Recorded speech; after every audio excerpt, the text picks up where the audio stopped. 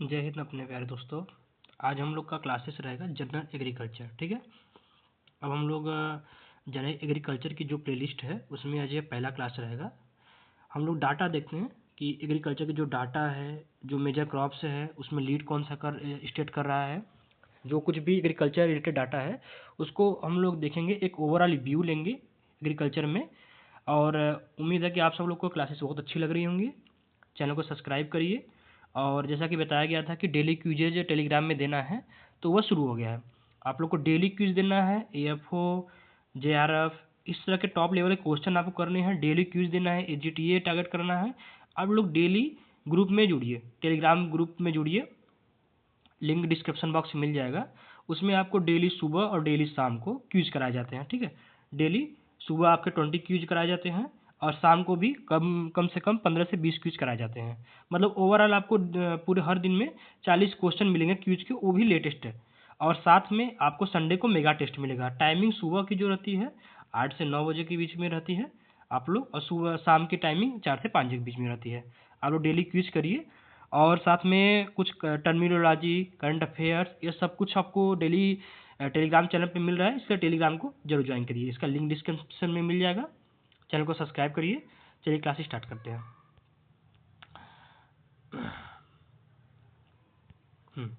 तो सबसे पहले समझते हैं लैंड एंड जियोग्राफी।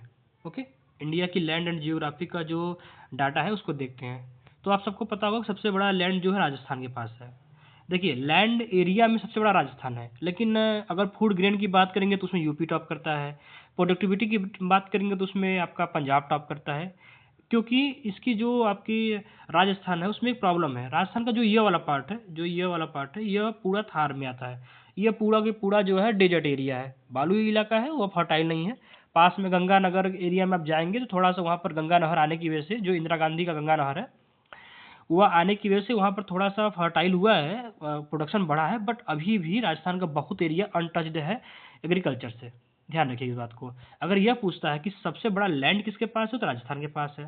सेकेंड की बात करेंगे तो आपका MP है। थर्ड की बात करेंगे महाराष्ट्र है। फोर्थ की बात करेंगे यूपी है। लेकिन फर्स्ट की बात करेंगे तो राजस्थान है। ठीक है, चलिए दूसरा डाटा क्या है।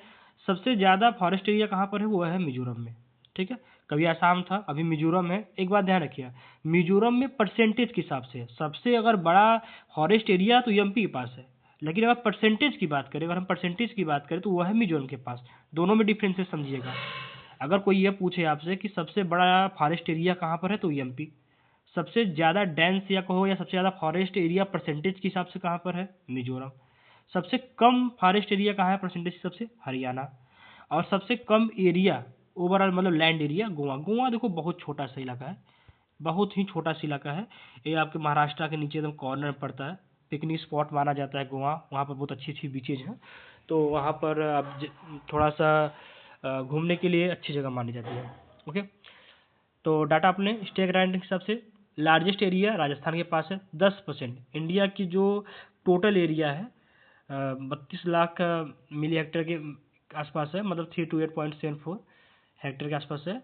तो यह जो है उसमें का 10% राजस्थान के पास है। सेकेंड में मध्य प्रदेश आता है। थर्ड में आपका गोवा आता है। ठीक है, आपको पूरे क्लासेस में इसी तरह से आपको PDF मिलेगा, PPT मिलेगा, जिसपे एकदम A to Z और कलर में लिखा है, जो आपको पढ़ने में बहुत आसानी देगा, कलरफुल और बहुत शार्ट।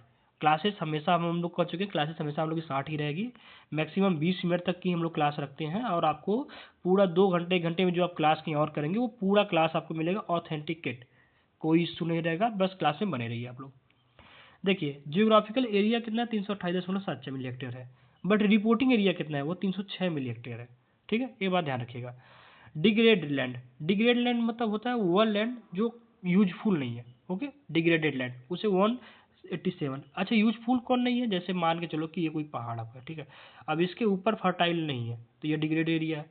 कोई डेजर्ट एरिया है, जैसे ये बताया आपको इस एरिया में डेजर्ट एरिया है, वह क्या है, यूजफुल नहीं है, तो उसे डिग्रेड एरिया बोलते हैं। ठीक है, चलिए एक अगला डाटा देखते हैं, फॉरेस्ट कवर। ठीक है, तो इंडिया का फॉरेस्ट कवर कितना है, 80.9 मिली हेक्टेयर है। एक बात ध्यान रखिएगा कि करेंट में 21.71% है, ये बढ़ रहा है, 23 के आसपास इसका डाटा आने वाला है।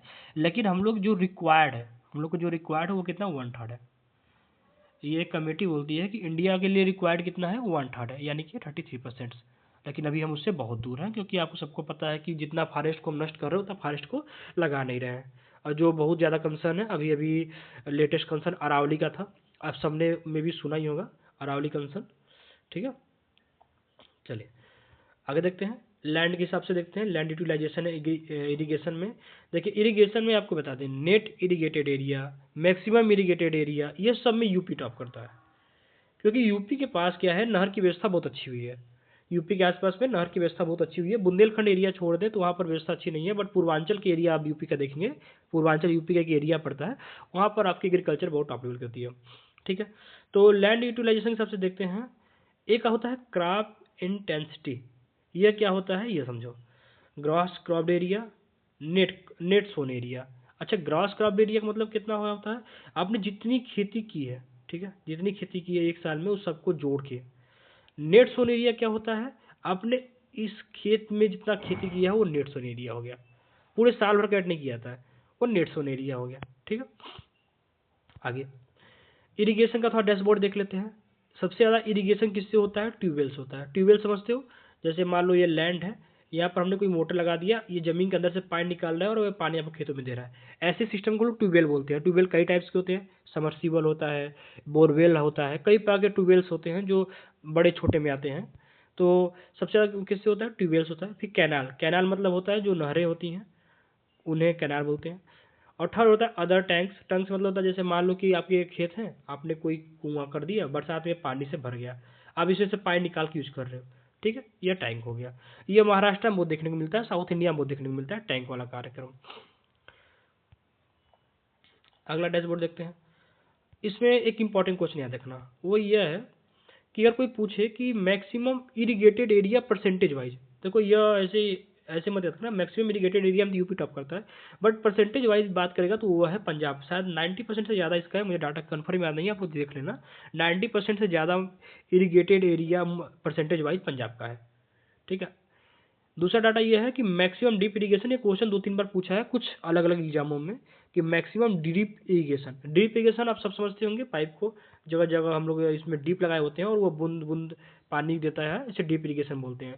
तो इसमें सबसे टॉप करता है महाराष्ट्र, सेकंड में तमिलनाडु करता है। इस बात को ध्यान रखिए कि महाराष्ट्र टॉप करता है, क्योंकि क्वेश्चन कई बार पूछा हुआ है। स्प्रिंकल एरिया कोई मतलब नहीं है, बस डीप इरिगेशन का याद करना है। अच्छा, स्प्रिंकल से क्वेश्चन पूछता है कि ये कहाँ यूज करते हैं, तो अनडुलेटेड सरफेस पे। अनडुलेटेड सरफेस, जैसे मान लो हम लोग यहाँ इरिगेशन जैसे हम यहाँ पाइप लगा दिए और इस पे स्प्रिंकल लगा दिए, तो ये पानी ऐसे ऐसे आता है और ये जैसे लगता है बरसात हो रही है। अच्छा, अनडुलेटेड एरिया हम लोग क्यों करते हैं, क्योंकि अब नाली बनाओगे तो पानी इधर नहीं आ पाएगी, पाइप बिछाओगे तो पाइप ऐसे ऐसे आएगी, तो पाइप मुड़ने डर रहता है। तो ऐसे एरिया में हम लोग स्प्रिंकल यूज करते हैं, जो कि बहुत ही प्रोडक्टिविटी को बढ़ाता है और पानी का कम यूज करता है बाकी के मुकाबले। चलो थोड़ा इकोनॉमिक हिसाब से देख लेते हैं। यह डाटा 18.2 से 19 इसलिए लिखे हैं क्योंकि ये डाटा थोड़ा वेरी करता रहता है हर साल के हिसाब से, लेकिन डाटा हमेशा इसी हिसाब से रहता है। जीडीपी में, जीडीपी समझते हो, ग्रास डोमेस्टिक प्रोडक्ट, मतलब हम लोगों ने पूरे साल भर में क्या जीडीपी गेन किया है, तो उसमें एग्रीकल्चर का क्या कंट्रीब्यूशन रहा है, वह 18 से 19% के बीच में हमेशा रहा है। यह प्राइस के हिसाब से, याद रखना, प्राइस के हिसाब से हमने ये बताया है।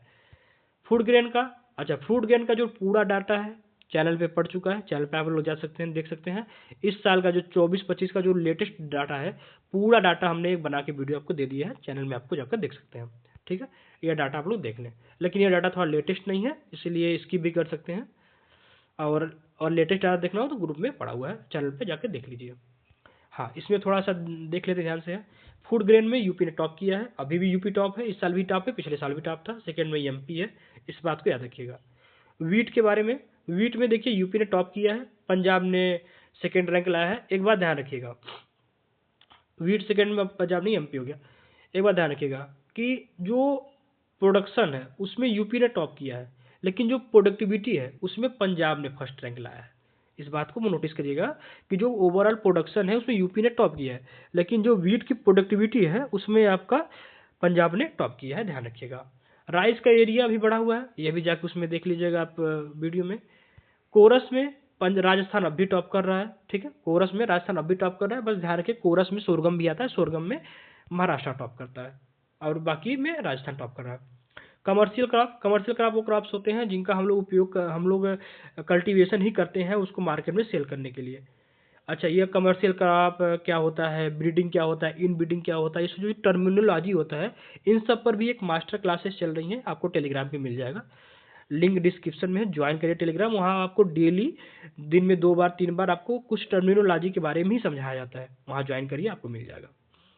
शुगर केन में 2 डाटा होता है, शुगर केन में हमेशा 2 डाटा रहता है, ध्यान रखिएगा। यूपी टॉप करता है, लेकिन शुगर मिल के हिसाब से देखोगे तो आपका महाराष्ट्र टॉप करता है। थर्ड क्वेश्चन ये है कि सबसे अच्छा प्रोडक्टिविटी कहाँ की है, तो वो साउथ इंडिया की है। ठीक है, प्रोडक्टिविटी के हिसाब से साउथ इंडिया टॉप करता है। फिर से बता देता हूँ, शुगर केन प्रोडक्शन में यूपी टॉप करता है, एरिया में भी यूपी टॉप करता है, शुगर मिल के मामले में महाराष्ट्र टॉप करता है, और प्रोडक्टिविटी के मामले में साउथ टॉप करता है। ऑयल सीड की बात करें, उसमें आपका राजस्थान टॉप करता है। इसमें भी ऑयल सीड में एक होता है आपका ग्राउंड नट, उसमें आपका गुजरात टॉप करता है। अच्छा, गुजरात में ही जूनागढ़ होता है, जूनागढ़ में ही ग्राउंड नट का एनआरसी है। क्या है? एनआरसी है, ध्यान रखिएगा। कॉटन की बात करें तो कॉटन का एरिया थोड़ा सा बढ़ा हुआ है, प्रोडक्शन भी थोड़ा बढ़ा हुआ है, डाटा वहाँ से देख लीजिएगा। सोयाबीन में एमपी का रैंक अब टॉप नहीं रहा है, इस बात को ध्यान रखिएगा। पल्सेस की बात करते हैं, बहुत अच्छा क्वेश्चन है। पल्सेस की बात करते हैं, पल्सेस में एमपी टॉप करता है ओवरऑल पे। ओवरऑल की बात कर रहे हैं तो वो एमपी टॉप कर रहा है।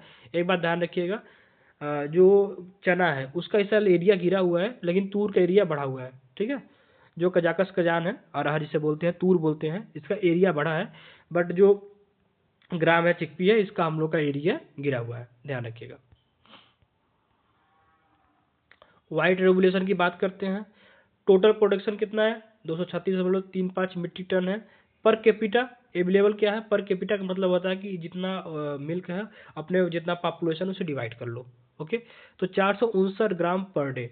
अच्छा, एक बात जानते हो, कभी हम लोग के पास इतना पर कैपिटा अवेलेबिलिटी नहीं थी। हम लोग दूध के मामले में आज वर्ल्ड टॉप कर रहे हैं, आज वर्ल्ड में टॉप करते हैं, ये भी ध्यान रखना। हाँ, काऊ मिल्क की बात करेंगे तो उसमें अमेरिका टॉप करता है, ओवरऑल मिल्क की बात करेंगे तो इंडिया टॉप करता है। लेकिन एक बात बताओ कि तुम्हें क्या लगता है कि आज जो ये टॉप कर रहे हैं ये हम पहले से कर रहे थे? भाई, इंडिया में ये हाल था कि दूध की तुम नाम ही पूछो। आज जो छत्तीसगढ़ झारखंड में जाओगे तो उतना उतना मिल्क अवेलेबिलिटी नहीं है जितना यूपी, वेस्ट बंगाल, राजस्थान और मध्य प्रदेश में आपको मिल्क मिलेगा। यूपी टॉप करता है ओवरऑल मिल्क में। तो इसकी जो स्टोरी है बहुत ही दिलचस्प है, कभी इस पर हम लोग पूरा वीडियो बनाएंगे, उसको पूरा समझाएंगे। बट याद रखना, वर्गीज साहब थे, वर्गीज कुरियन साहब। इसमें एक आपकी बहुत अच्छी अमूल करके चलती है ना, तो उसकी कहानी अमूल से बहुत अच्छी लिंक होती है। पूरा क्लासेस बना के एक बार बताऊंगा अच्छे से। बस याद रखना कि एक वाइट रेवोल्यूशन हुआ था, उसने पूरे इंडिया में वाइट फ्लड ला दिया था। जैसे नहीं था, बाढ़ आ गया भाई, देखो बाढ़ बाढ़ आ गया, पानी हो गया।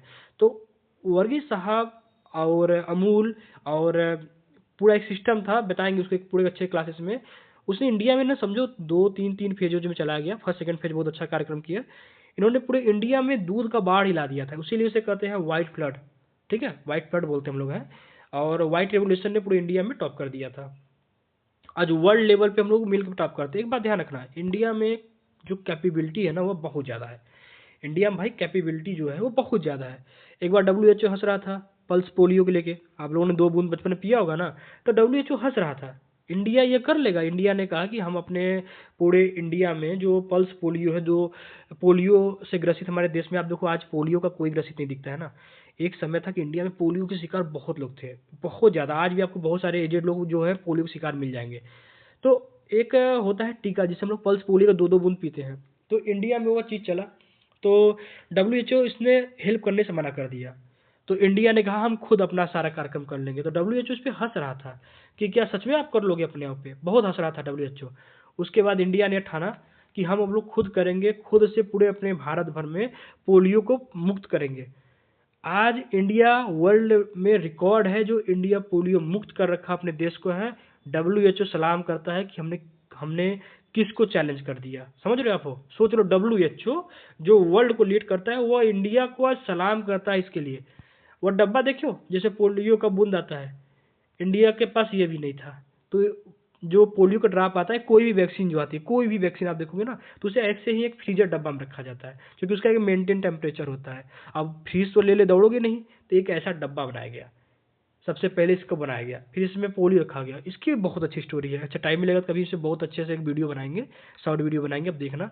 मतलब आप कहोगे कि इंडिया ने कुछ ऐसे ऐसे काम किए हैं। आज आज आप यूपीआई देख रहे हो ना, आपको लगता है कितना सिंपल है। भाई इसके पीछे का बैकग्राउंड तो देखो। अभी स्टार्ट हुआ ओएनडीसी, इसके पीछे का तो बैकग्राउंड देखो, तब आप जानोगे इंडिया कर क्या रहा है। इंडिया की पॉलिटिक्स से हट के भी कुछ देखो। ओएनडीसी, एक इंडिया में चालू हुआ जीएसटी, इसकी स्टोरी कभी पढ़ना। 2007 से शुरू हो रहा है भाई, ये आज से नहीं शुरू हुआ है, ये 2007 से चल रहा है। आपको लगता है जीएसटी आ जाए कल, ये सब गवर्नमेंट का चक्कर चोचला तो अलग होता है।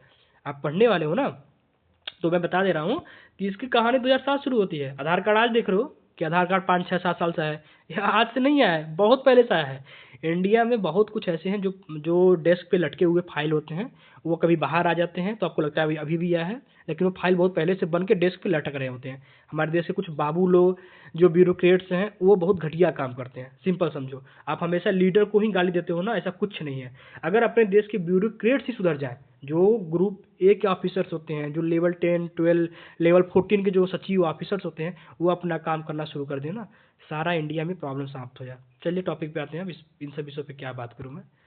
चलिए एग्स की बात करते हैं। एग्स में क्या है, आंध्रा टॉप करता है, ये लगातार है। ठीक है, आंध्रा तेलंगाना का कंपटीशन है, एग में टॉप करता है।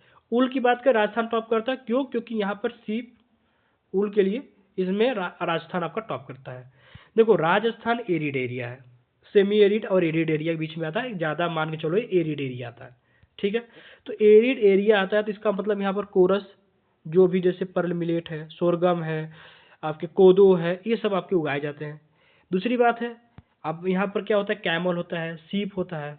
देखो ऐसे ही वहाँ पर होंगे जो उस सर्वाइव कर सके, गोट है वहाँ पर सर्वाइव कर सके। अब एच एफ ब्रीड की काऊ वहाँ पर सर्वाइव करेगी? अब बताओ मुझे। ब्राउन स्विस वहाँ सर्वाइव करेगी? जर्सी सर्वाइव करेगी? ये सब काऊ की जो ब्रीड है वहाँ सर्वाइव करेंगी? नहीं सर्वाइव करेंगी।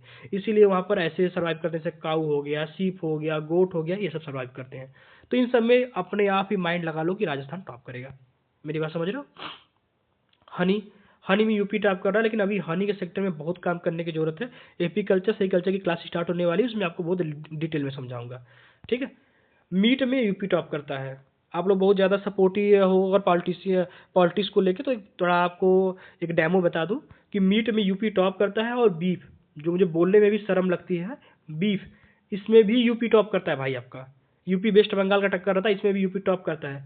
जिस गाय की पूजा के लिए आप लोग सड़कों पर उतर के मारपीट कर रहे हो, पढ़ाई छोड़ रहे हो, भंडारा करने में मस्त हो, आपको समझ आ रहा है कि नहीं यही सब अच्छा है ज़िंदगी, ये बहुत पुण्य काम है। आपको बता दूं, जिस गवर्नमेंट के पीछे भागते हो उस गवर्नमेंट की सच्चाई आप सभी नहीं से नहीं जानते हो। चाहे गवर्नमेंट कोई हो, स्टूडेंट हो तो पढ़ने पे ध्यान रखो, देश के नैतिक कार्यों पर ध्यान रखो। और नैतिक कार्य करने से अच्छा है कि आप नैतिक वाला कार्य करो, जो संविधान राइट्स देता है उस पर काम करो, जो संविधान की ड्यूटीज है उस पर काम करो, उस पर फोकस करो कि ड्यूटीज हमारी क्या है। इस पे मेंशन मत करो कि ऐसे हम कार्य करें जो अनैतिक में है। ओके, ऑनेस्टली बोल रहा हूँ कि इंडिया को आप समझ नहीं पाते हो कि इंडिया कैसा चीज़ है, कैसा जगह है। ठीक है, आप लोग पढ़ने वाले स्टूडेंट अगर हो तो पढ़ाई में ध्यान रखो, ये पॉलिटिक्स ड्रामा से दूर रहोगे तो ठीक रहेगा। तो मीट में यूपी टॉप करता है। ठीक है, और यूपी में आपकी पोल्ट्री फार्म में बहुत ज़्यादा ही इस समय उछाल देखा गया है। आप लोगों ने शायद देखा होगा कि गांव-गांव में पोल्ट्री इसमें आजकल खुल रही है, बहुत सारा मुर्गी फार्म खुल रहा है। तो इसमें यूपी ने बहुत टॉप किया, बहुत टॉप नहीं किया लेकिन बहुत स्पीड अपने आप को दिखाया है। पहले साउथ इंडिया इसमें मतलब डोमिनेट करता था, लेकिन अभी कुछ समय से देखा जा रहा है यूपी एमपी में भी बहुत अच्छे लेवल पे फार्म बनाए जा रहे हैं, ऑटोमेशन फार्म बनाए जा रहे हैं। अच्छा बिजनेस है, देख सकते हो। चलो हॉर्टिकल्चर में देखते हैं। देखो वेजिटेबल्स और फ्रूट्स, वेजिटेबल्स को हम लोग बोलते हैं ओलरी कल्चर। क्या बोलते हैं? ओलरी कल्चर।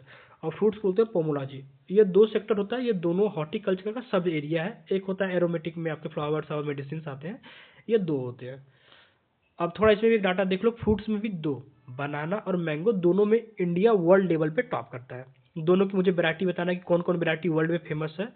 थोड़ा इसमें एक बात ध्यान रखना, अगर हम प्रोडक्शन की बात करें तो प्रोडक्शन में बनाना टॉप करता है, बट एरिया की बात करो तो मैंगो टॉप करता है। अच्छा समझो क्यों इन दोनों में डिफरेंसेस है। देखो आपने मैंगो का प्लांट लगाया, पहले बात तो ये मैंगो 3 से 5 साल के बाद फरना अच्छे से ठीक करता है, तो मतलब 3 से 5 साल आपका नुकसान हो गया।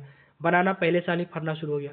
दूसरी बात है कि जो आपकी मैंगो है उसमें बियरिंग जो होती है, जो फरने का टाइमिंग होता है उसमें दो होता है, एक होता है अल्टरनेट बियरिंग होता है, एक रेगुलर बियरिंग होता है। साउथ इंडिया की लगभग सारी वैरायटी जो होती हैं, वलाइकुनंदन है, बहुत सारी वैरायटीज हैं, कभी मैंगो क्लासेस से पढ़ेंगे हम लोग, तो वह सब जो है वो रेगुलर वैरायटी है, रेगुलर बियरिंग है।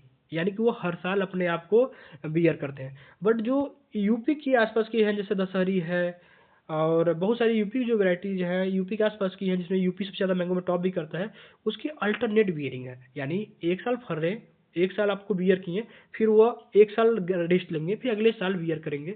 इसका मतलब है कि 3 साल में वो 3 साल में 2 ही बार तो ना बियर करेंगे, एक साल गैप जाएगा ना। और एक साल में और आपका बनाना हर साल फरेगा, तो आप समझ सकते हो कि बनाना टॉप तो करेगा ही। ठीक है, ओके, आगे देखते हैं। एक छोटा सा रेशियो देख लेते हैं, इसका भी मैं एक डाटा बता दूं कि ये हर साल चेंज होता रहता है। एक एवरेज रेशियो एनपीके का है इंडिया का 7.7, 3.1 और 1। ये एवरेज रेशियो है, ऐसे क्वेश्चन ऐसा कभी आया नहीं है, बट पढ़ लीजिए। अब इस पे थोड़ा सा ध्यान रखिएगा। पंजाब जो है वो हाईएस्ट कंजप्शन करता है। हाईएस्ट का कंजप्शन वॉल्यूम के हिसाब से नहीं करता है, मतलब कि एरिया के हिसाब से और कहेंगे तो सबसे ज़्यादा पंजाब कंजप्शन करता है। और अगर मतलब कि पर लैंड के हिसाब से देखेंगे तो पुडुचेरी करता है। ये पुडुचेरी क्या है, यूटी है, ठीक है। और पंजाब क्या है, स्टेट है। तो ध्यान रखना कि अगर कोई क्वेश्चन ये पूछता है कि कौन सा स्टेट सबसे ज़्यादा आपके फर्टिलाइजर को यूज करता है, तो वो आपका है पंजाब।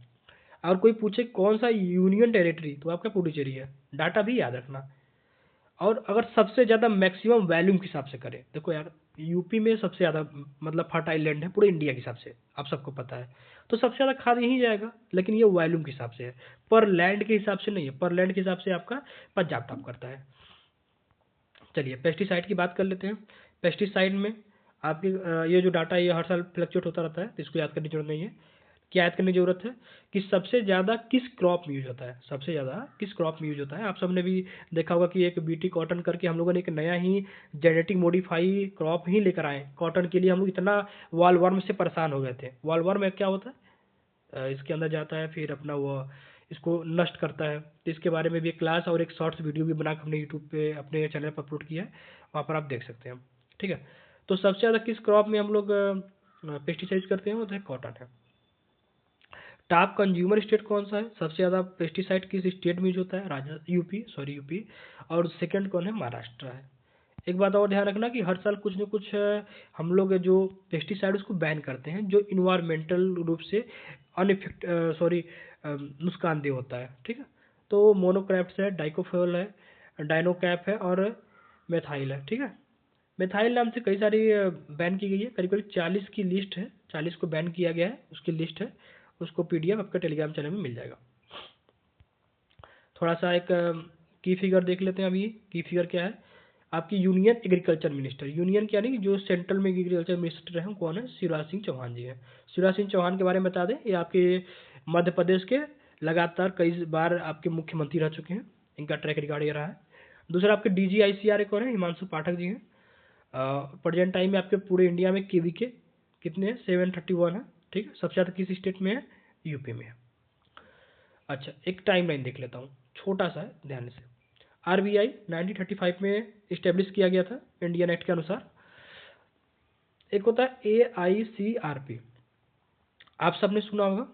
तो इसमें यह बहुत लंबा डाटा है, लेकिन इसमें एक इंपॉर्टेंट क्वेश्चन है, वो ये है कि फर्स्ट AICRP पहला all India coordinate research project किस पर आया था। अच्छा, इसमें होता क्या था, जैसे हमने किसी क्रॉप को ले लिया, मान लो मेज को, इसमें लोग डिटेल पढ़ेंगे, इसकी कौन कौन सी ब्रीड होगी, इसमें क्या प्रॉब्लम है, ऑल इंडिया पढ़ेंगे। यह नहीं कि हम सिर्फ पंजाब में पढ़ रहे हैं, इसमें ऑल इंडिया के हिसाब से इस पर रिसर्च किया जाता है, एनालिसिस किया जाता है। फिर इसका पूरा हम लोग प्रोजेक्ट का डिटेल फाइल देते हैं कि हम लोग में क्या इशू है, कौन सी ब्रीड है, कहाँ पर कौन स्पीसीज लगानी चाहिए, क्या हाइब्रिड जो हम लोग स्पीसीज लगाए उसका क्या प्रॉफिट है, क्या लॉस है, क्या यील्ड है, सब कुछ एक डिटेल रिसर्च प्रोजेक्ट हम लोग मेज का या किसी भी पैडी का इस पे लेके आते हैं। ठीक है, ध्यान रखना। 1982 12 जुलाई, नाबार्ड नाबार्ड आपका सिक्स्थ 5 ईयर प्लान में इस्टेब्लिश हुआ था। यह क्वेश्चन कई बार पूछा हुआ है। ग्राउंड नट, अच्छा ध्यान रखना, ग्राउंड नट, जी से ग्राउंड नट, जी से जूनागढ़ और जी से गुजरात, यह 3 जी याद रखना। ग्राउंड नट का जो एनआरसी है वो कहाँ है, जूनागढ़ है। और ग्राउंड नट सबसे ज़्यादा कहाँ प्रोडक्शन होता है, वो आपके गुजरात में होता है। कहाँ होता है, गुजरात में होता है। उम्मीद है ध्यान रखिएगा। फर्स्ट एनआरसी किस पे हुई थी, ग्राउंड नट पे हुई थी। फर्स्ट AICRP किस पे हुआ था, मेज पे हुआ था, ध्यान रखिएगा। चलिए कुछ इन्वायरमेंटल साइंस के बारे में डेमो ले लेते हैं। देखिए एक जनरल एग्रीकल्चर की क्लास है, इसमें हम सब लोग छोटे छोटे पॉइंट जो है सबको एक मिक्स करके चल रहे हैं, इसलिए थोड़ा क्लास लंबी हो गई, थोड़ा बीच में कुछ बातें भी हो गई थी। देखते हैं रेनफॉल की बात करें तो इंडिया का एवरेज रेनफॉल कितना है, 1194 mm, 1194 mm है। मतलब होता है मिलीमीटर, ठीक है। कैसे नापा जाता है, जैसे यहाँ पर पानी का एक बॉक्स होता है, इसमें से पानी गिरता जाएगा, तो इसमें एक लिखा होता है mm में, mm और सेंटीमीटर में ओवरऑल, तो इसी को हम लोग काउंट करते हैं। तो वर्ल्ड का एवरेज कितना है, 1000 mm है। वर्ल्ड के एवरेज से इंडिया का जो एवरेज है वो ज़्यादा है, ये ध्यान रखिएगा आप लोग, ठीक है। अब थोड़ा सा एक बात और रखिएगा कि पालूट सबसे ज़्यादा पालूंट, सॉरी सबसे ज़्यादा विषैला जो पानी को नुकसान करता है, पालूटेंटेंट क्या है, तो वह है आर्सेनिक। क्या है, आर्सेनिक। पानी का सबसे ज़्यादा नुकसान करने वाला तत्व, एलिमेंट, जहरीला पदार्थ कौन है, आर्सेनिक है। कौन है, आर्सेनिक है। डिसइंफेक्शन किससे करते हैं, डिसइंफेक्शन का मतलब ये होता है कि हम पानी को शुद्ध करने के लिए किसका यूज करते हैं, क्लोरीन का। हल्का का पानी क्योंकि महक देखा आपने, ब्लीचिंग पाउडर का भी महक सुना होगा, इन सब में क्लोरीन का यूज करते हैं हम लोग। एक होता है बीओडी, ठीक है। बीओडी ये होता है कि पानी में ऑक्सीजन का लेवल कितना, इससे पता होगा कि पानी कितना बढ़िया है, क्योंकि बीओडी की मात्रा ठीक ठाक रहेगी तो उसमें कुछ माइक्रो ऑर्गेनिज्म रहेंगे, वो रहेंगे तो पानी को ऑटोमेटिक शुद्ध करेंगे। बीओडी लेवल को ही नाप के बताया जाता है कि पानी में कितना डिजॉल्व ऑक्सीजन है, इसको क्या बोलते हैं, डिजॉल्व ऑक्सीजन है, ठीक है। चलिए एक एक होता है ओजोन लेयर, जैसे आपका ये अर्थ होगा तो इसका एक लेयर होता है, ठीक है। सबसे नीचे को ट्रोपोस्फियर बोलते हैं, ठीक है। तो इसके ऊपर एक होता है स्ट्रेटोस्फियर, जिसको समताप मंडली बोलते हैं।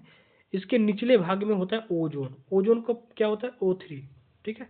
ओजोन क्या होता है, O3। ओजोन क्या काम करता है कि मान लो यहाँ पर आपका सन है, यहाँ आपकी अर्थ है, तो इसके ऊपर एक जब ओजोन लेयर होता है तो जो सन की रेज आती हैं इसमें यूवी को वो छान लेता है, ठीक है। यूवी को छान लेता है। यूवी रे जो होती है हमारी स्किन को नुकसानदेह होती है, पत्तों को जला देगी तो वह भी काम नहीं करेंगे, तो ये यूवी को छान लेती है। ये बहुत मोटा और बहुत बड़ा लेयर होता है, इसमें से पूरा जो रेज आता है सन का ना, वो यूवी को छान लेता है। तो वही वह जो ओजोन लेयर है हमारे एक वायुमंडल के ऐसे अर्थ पे बना था, यहाँ इमेज बनाया हूँ ना, इमेज देख लो, ठीक है। अच्छा ये डिप्लीशन कैसे होता है, सीएफसी से, क्लोरोफ्लोरोकार्बन, क्लोरोफ्लोरोकार्बन इसको बोलते हैं। सीएफसी से निकलता किससे, एसी, फ्रीज, आपके फोर व्हीलर के धुएं, बाइक के धुएं, इससे सीएफसी बहुत ज़्यादा निकलता है। कार्बन मोनोऑक्साइड, सीएफसी, ये सब निकलता है। तो सीएफसी क्या करता है, ओजोन को तोड़ देता है। जो O3 है उसको O2 कर देता है, और O2 उड़ जाएगा तो ओजोन को तोड़ देता है, समझ रहे हो। इसीलिए वो कहता है ना कि ये जो फ्रीज और एसी है यह आपके ओजोन लेयर को नष्ट कर रहा है, और अगर ओजोन लेयर नष्ट हो गया तो सन की लाइट आप सह नहीं पाओगे, इस मतलब पृथ्वी पे कुछ रहेगा ही नहीं, इस बात का ध्यान रखिएगा। एक होता है एसिड रैन।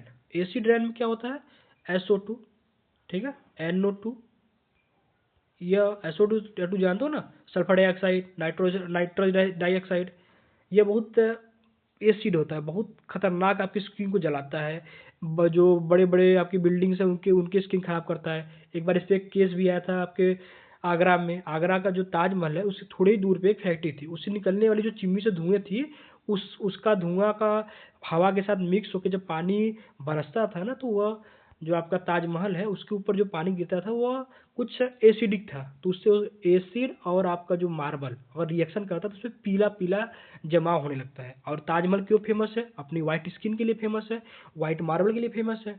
तो उसकी वजह से उसके ऊपर देखोगे ना, कभी जाना ताजमहल देखना, तो उसमें मिट्टी की लेयर लगाई जाती है। मिट्टी की लेयर, वो मिट्टी सिर्फ नहीं होती है, बहुत कुछ मिक्स कर लगाते हैं। तो उससे क्या होता है कि वह उसके ऊपर जो जमा हुआ पीलापन रहता है उसको छोड़ाता है। तो बाद में उस फैक्ट्री को बंद किया गया, लंबी कहानी हो भी है, ठीक है। चलिए आगे बढ़ते हैं। चलिए की फैक्ट देख लेते हैं और क्लास समाप्त करते हैं। पहला, आपकी बायोकेमिस्ट्री के बारे में समझते हैं कि आपका एमिनो एसिड, ठीक है, प्रोटीन जो होता है वो किसका बना होता है, एमिनो एसिड। प्रोटीन किसका बना होता है, एमिनो एसिड का। पेट्रोल अल्टरनेटिव, जो पेट्रोल है, आप पेट्रोल देखो वायुमंडल के नुकसानदेह है, सबको पता है, तो उसका अल्टरनेट क्या है, प्रोपेन, पूर्ण रूप से जल जाता है। सीएनजी एकदम कंप्रेस्ड होता है, वो भी जल जाता है। सीएनजी अब इस समय तो बहुत तेज चल रहा है, आप कुछ ऑटो में देखोगे लिखा होगा सीएनजी, तो सीएनजी गैस टाइप होता है। आप ऐसे समझिए कि आपके घर पे आता है ना सिलेंडर, उसमें जो गैस होता है वो जलने के बाद देखते हो पूर्ण रूप से जल जाता है, कोई उसका साइड इफेक्ट नहीं होता है। तो इसी तरह से हम लोग सोच रहे हैं कि पेट्रोल का भी अल्टरनेट ढूंढे। एक बुक का नाम याद रखना, साइलेंट स्प्रिंग। Silent spring. इसके ऑथर कौन है? Rachel Carlson. ठीक है, ऑथर कौन है? Rachel Carlson. एक बात ध्यान रखना, 1918 में क्या आया था? Forest conservation act. थोड़ा सा ये भी याद रखना, फॉरेस्ट कंजर्वेशन एक्ट। और एक बहुत ज़्यादा पूछे जाने वाला क्वेश्चन है, 1984 में भोपाल में गैस ट्रेजेडी हुई थी। इस पर एक मूवी बनी है, आप मूवी देखिएगा आपको पूरी कहानी समझ आ जाएगी। तो उस ट्रेजेडी में कौन सा गैस का नुकसान था? हुआ था माइक। इसको माइक बोलते हैं, मिथाइल आइसोसाइनाइड। ये बहुत जहरीला होता है। यह आपके मतलब कि ये देखो, साइनाइड जो होता है ना, साइनाइड, एक बात ध्यान रखना, साइनाइड जहर जो होती है, आप कभी सुने होंगे, साइनाइड ऐसी जहर होती है जिसका स्वाद नहीं होता है। साइनाइड जहर को टच करोगे मर जाओगे। इसीलिए साइनाइड जहर आपके खाने में मिला दिया, जब खाओगे मर जाओगे, आपको पता चलेगा कि आप जहर खा रहे हो। साइनाइड ऐसा होता है। तो मिथाइल आइसोसाइनाइड जो गैस था वो लीक हुआ और वो सबके अंदर गया। जो भी गैस को इनहेल किया वो सब तड़प तड़प के मर गए। ठीक है, ये कहानी है, कंसेप्ट है। उसको अगर मूवी में देखना चाहो तो मूवी में थोड़ा सा तो जानते हो ग्लोरीफाई कर दिखाया जाता है, लेकिन ये कहानी है। एक बात याद रखना, ये कंपनी अमेरिका की थी, इसलिए आज तक कोई ज़्यादा सुनवाई नहीं हुई है। आपको लगता है ना, मैं कह रहा हूँ ना, पॉलिटिक्स से दूर रहो। आप ऐसी ऐसी बातें मैं बता दूंगा कि आप लोग हिल जाओगे कि मतलब सच में देश में क्या चल रहा है। इसमें आज भी कोई ज़्यादा रिस्पॉन्स नहीं है। अगर आपको नहीं यकीन है तो अब 1984 बस यूट्यूब पे सर्च करो, और या फिर जाओ चैट जीपीटी या फिर किसी गूगल सर्च करो, उससे पूछो क्या 1984 में जितने भी वहाँ पर क्या कर सकते हो, मैं उनको क्या ही बोलूँ बेचारों को, मतलब जो भी ज़्यादा प्रताड़ित लोग हुए थे, क्या उनको सबको मिल गया? आज भी वह लोग अपनी डिमांड के लिए आंदोलन कर रहे हैं। अब मुझे बताओ, 84 के लोग जो 84 में ग्रसित हुए थे, उनको आज तक न्याय नहीं मिला है। That's your judiciary process. Okay, also mine, क्या ही बोल सकता हूँ, मेरी भी वही है, जुडिशरी है। चलो ओके, अच्छा ठीक है। उम्मीद है कि थोड़ा चैनल, ये क्लास थोड़ा लंबी हो गई, बट पढ़ते रहिए, आगे बढ़ते रहिए। चैनल को सब्सक्राइब करिए और अपने सभी दोस्तों के साथ शेयर करिए। धन्यवाद।